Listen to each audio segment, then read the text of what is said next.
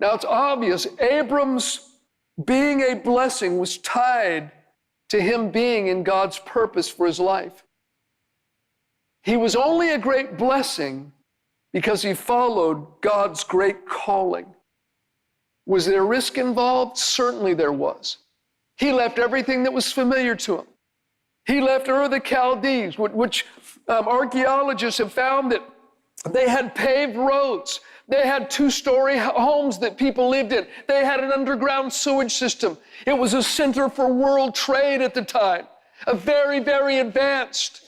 And he left it all. He left family, he left friends, he left everything he was familiar with. And he obeyed God. But when he got into God's purpose, suddenly the potential opened up for him to become the blessing that he became. Some people say, well, Pastor, I'm too old. Don't talk to me about that. Look at verse 4. So Abram departed as the Lord had spoken to him. Lot went with him, and Abram was 75 years old when he departed from Haran. You're not too old. It's never too old to obey God. It's never too late. You know, I know two men. They're both in heaven now.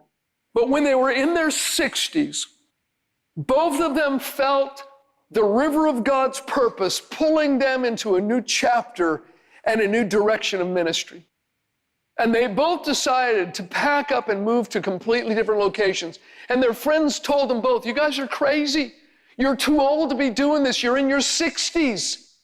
What are you thinking? You're going to leave family and friends?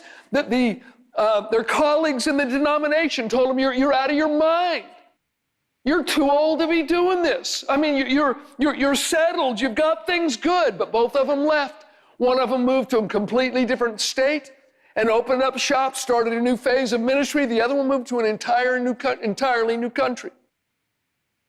And both of them, in the next 2 decades, had an impact and an influence that they had never experienced before. And both of them have had a measurable impact on world evangelism.